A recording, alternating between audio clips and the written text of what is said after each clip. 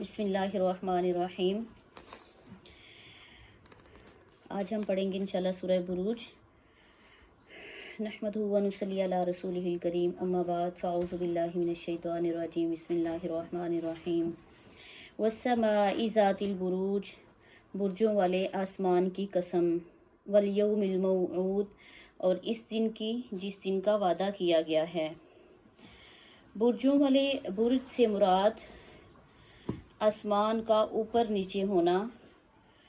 ویسے تو اس کے برج جو ہے اہل حیت کے مطابق انہوں نے اس کے 12 برج بتائے ہیں اور ان کے نام بھی الگ تھلگ سے بتائے ہیں، لیکن اکثر علماء نے اسے بروج یعنی ستارے اور سیارے اس سے مراد لیے ہیں، جو رات کے وقت آسمان کو زینت دیتے ہیں، اور لغوی لحاظ سے ہم ہر نمایاں طور پر جو ہے وہ ظاہر ہونے والی چیز کو بروج کا لفظ بولتے ہیں۔ ظاہر ہونے والی چیز کو برج کہتے ہیں۔ والیوم الموعود، اور اس دن کی جس دن کا وعدہ کیا گیا ہے۔ بعض مفسرین نے موعود سے مراد قیامت کا دن لیا ہے، وشاہد و مشہود، اور حاضر ہونے والی اور حاضر کی جانے والی چیز، دیکھنے والی اور دیکھی جانے والی چیز۔ یعنی کچھ لوگوں نے اس شاہد سے مراد جمعہ کا دن لیا ہے، کیونکہ یہ ہر بستی میں ایسا ہوتا ہے نا، آج اگر یہاں جمعہ ہے تو ہر کنٹری میں جمعہ ہے۔ یہ ایسا نہیں ہوتا کہ پاکستان میں جمعہ ہے تو باقی ممالک کے اندر جمعہ نہیں ہے، یہ ہر جگہ پہ ہے۔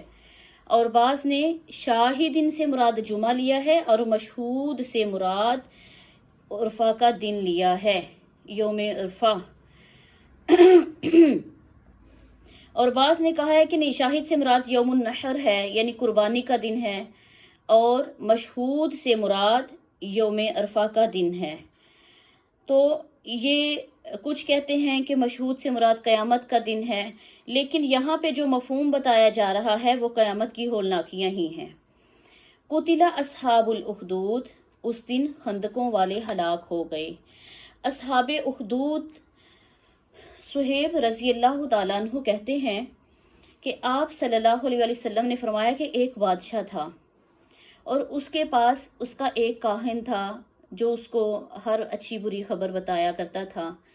ایک دن اس نے اپنے بادشاہ سے کہا کہ آپ ایسا کریں کہ آپ مجھے ایک لڑکا دے دیں تاکہ میں اپنا علم اسے سکھا دوں اور کل کو جب میں فوت ہو جاؤں تو کوئی نقصان نہ ہو۔ اب اسے جو لڑکا دیا گیا تھا، اس کو لڑکا ایک ایسا تلاش کر کے دیا گیا جو بڑا ذہین تھا۔ اب وہ لڑکا جب اسے دیا گیا تو وہ لڑکا جس رستے سے جاتا تھا نا، وہاں پہ ایک راہب، ایک گرجا تھا، اور وہ راہب تھا، یعنی عیسائیوں کا جو علماء ہوتے ہیں ان کو راہب بولا جاتا ہے۔ اب اس نے وہاں پہ کاہن کے پاس جاتے جاتے نا راہب کی بھی باتیں سننا شروع کر دی، اور راہب کی باتوں پہ اب زیادہ ٹائم دینے لگ گیا، کیونکہ اس وقت کے جو مسلمان تھے وہ راہب ہی تھا اور اس کے لوگ ہی تھے۔ اب اس نے زیادہ ٹائم راہب کو دینا شروع کر دیا، اور کاہن جو تھا اس کو ٹائم کم دینا شروع کیا، اور کاہن نے یہ کہا اس کے گھر والوں کو شکایت کی کہ آپ کا بیٹا مجھے ٹائم کم دیتا ہے، جبکہ گھر والوں نے کہنا ہم تو بڑے وقت سے اسے بھیج دیتے ہیں۔ اب اس نے یہ بات راہب کو بتائی کہ مجھے اب کاہن کو پتہ چل گیا کہ میں زیادہ ٹائم باہر گزارتا ہوں اور میں پتہ نہیں کہاں رہتا ہوں، اب اسے پتہ چل گیا، شک ہو گیا ہے۔ راہب نے اسے کہا کہ آپ ایسا کرنا کہ آپ سے کاہن پوچھے نا کہاں گزارتے ہو ٹائم، تو آپ کہنا میں اپنے گھر میں ہوتا ہوں، گھر والوں کے ساتھ ہوتا ہوں۔ اگر گھر والے پوچھے تو کہنا میں کاہن کے ساتھ ہوتا ہوں۔ یہ بات آہستہ آہستہ اس طرح سے وقت گزرتا گیا۔ ایک دفعہ ایسا ہوا کہ کاہن جو تھا نا، وہ جو بچہ تھا وہ جا رہا تھا، اور اس رستے کے اندر ایک بہت بڑا کوئی جانور سا آ گیا جس کی وجہ سے رستہ سارا بلاک ہوا تھا، لوگوں کے لیے گزرنے کے لیے جگہ نہیں تھی۔ اب اس بچے نے نا سب نے کوشش کی لیکن کسی سے وہ جانور نہیں اٹھا تھا یا رستہ خالی نہیں ہوا تھا، تو اس بچے نے یہ کہا، ایک پتھر پکڑا ہاتھ میں اور کہا کہ میں یہاں پہ آزما لیتا ہوں۔ وہ پتھر اس نے جانور کی طرف پھینکا اور ساتھ یہ کہا کہ اس پتھر سے اگر تو یہ جانور مر گیا یا رستہ خالی ہو گیا تو میں سمجھوں گا کہ راہب سچا ہے۔ تو اس نے یہ بات کہہ کے پتھر پھینکا کہ راہب کے رب کی قسم، اگر یہ مسلک جس مسلک پہ راہب ہے، جس دین پہ راہب ہے، اگر تو وہ سچا ہے تو یہ جانور مر جائے۔ اور واقعی ہی وہ مر گیا۔ اب جب وہ مر گیا، رستہ خالی ہو گیا، تو لوگوں نے بڑا حیران کن دیکھا کہ یہ بچہ ہے اور اس کے پاس اتنا علم ہے اس کے پاس۔ یہ بات آہستہ آہستہ لوگوں تک گئی۔ لوگوں نے بھی پھر اس کے ساتھ کا ہونا شروع کر دیا، ان کے مذہب کو اپنا لیا۔ یہ بات آہستہ آہستہ بادشاہ تک گئی۔ اس نے کہا کہ یہ کیسے ہو سکتا ہے، ممکن کیسے ہے، میں ان سب کو مروا دوں گا، ان سب کو قتل کروا دوں گا۔ اب بادشاہ نے کچھ لوگوں کو مروا دیا، قتل کروا دیا وہاں کے کچھ لوگوں کو، لیکن یہ جو لڑکا تھا نا، یہ نہیں، اس کو مروایا نہیں تھا۔ اس کو بادشاہ نے کہا کہ ایسا کرتے ہیں، اس کو کچھ آدمیوں کو بھیجا کہ اس کو پہاڑ کے اوپر لے کے جائیں، پہاڑ سے نیچے گرا کے اس کو پھینک دے، مر جائے گا۔ اب یہ ہوا کہ پہاڑ کے اوپر جب ان کو لے کے گئے تو جو گرانے والے تھے وہ خود گر گئے، بچہ بچ گیا۔ پھر اس نے سوچا کہ ایسا کرتے ہیں، کسی کشتی کے اندر اس کو بھیجتے ہیں تاکہ یہ سمندر کے اندر ڈوب جائے، کہیں سے اس کا نام و نشان نہ ملے۔ اب جو اس کو کشتی میں ڈبونے کے لیے لے کے گئے تھے وہ بھی خود ڈوب گئے، لیکن یہ بچ گیا۔ بادشاہ بڑا حیران ہوا، اب میں کیا کروں؟ آخر کار اس لڑکے نے خود ہی کہا، اس نے کہا اگر تم مجھے مارنا چاہتے ہو نا تو تم مجھے سولی کے اوپر لٹکاؤ، اور ساتھ یہ کہو کہ جس پروردگار کو یہ مانتا ہے اس کی قسم کہ یہ اس لڑکے کے اللہ کے نام سے جو اس لڑکے کا پروردگار ہے، یہ بات تم کہو اور پھر تم مجھے سولی کے اوپر لٹکانا تو میں مر جاؤں گا۔ انہوں نے ایسا ہی کیا، ساتھ یہ جملہ کہا کہ اللہ کے نام سے جو اس لڑکے کا پروردگار ہے، اور سولی پہ چڑھایا، اور اس نے اپنا کان پٹی کے اوپر سر رکھا اور وہ مر گیا۔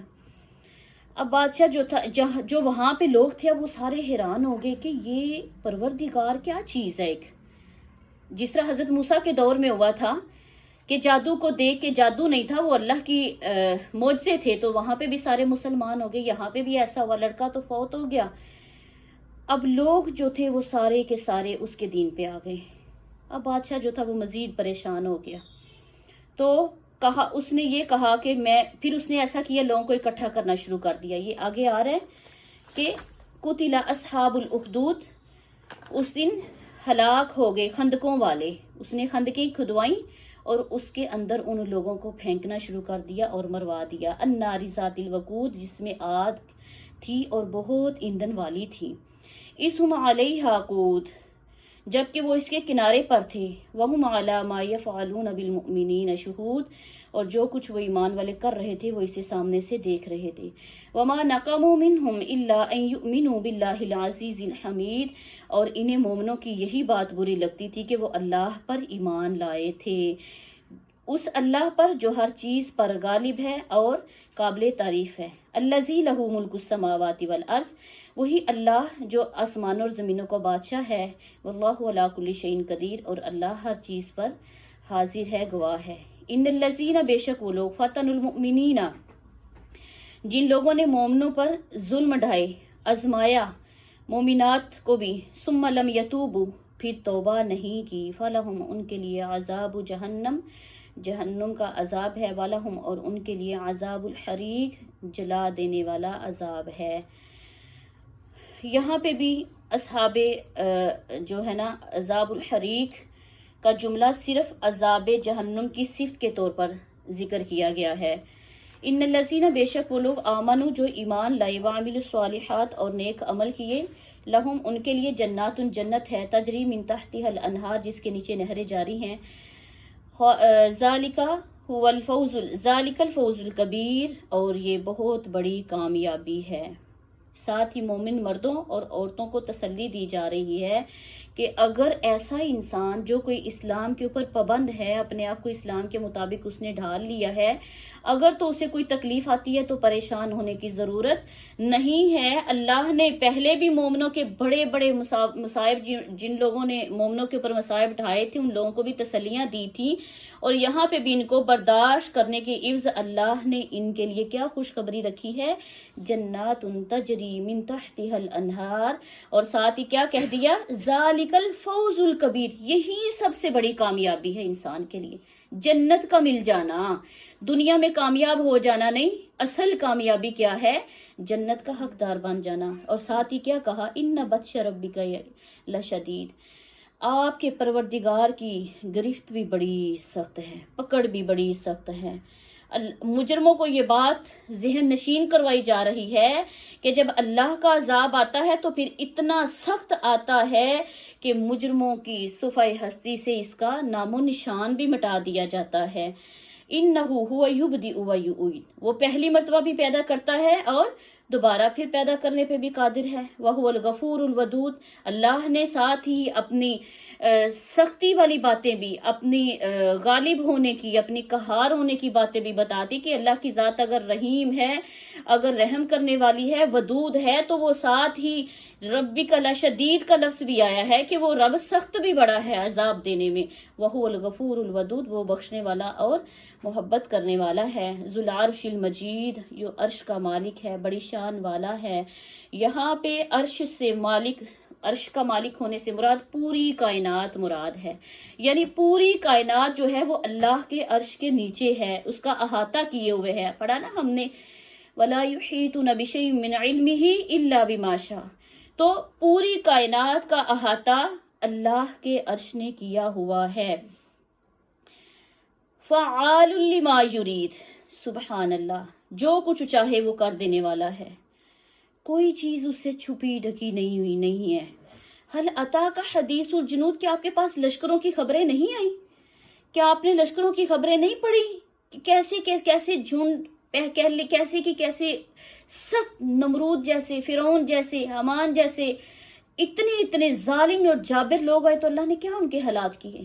اللہ نے تباہ و برباد کر دیا۔ فرعون و سمود، قوم فرعون اور سمود کے لشکروں کی، بل الذین کفروا فی تکذیب، کیوں کیا ان کا حال؟ کیونکہ بلکہ کافر تو جٹلانے میں لگے ہوئے تھے، انہوں نے تو بس جٹلا ہی دیا، ہر وقت اپنی بات کو ہی منوایا کہ جو کچھ ہے ہم ہیں، واللہ من ورائہم محیط، حالانکہ اللہ انہیں ہر طرف سے گھیرے ہوئے ہے۔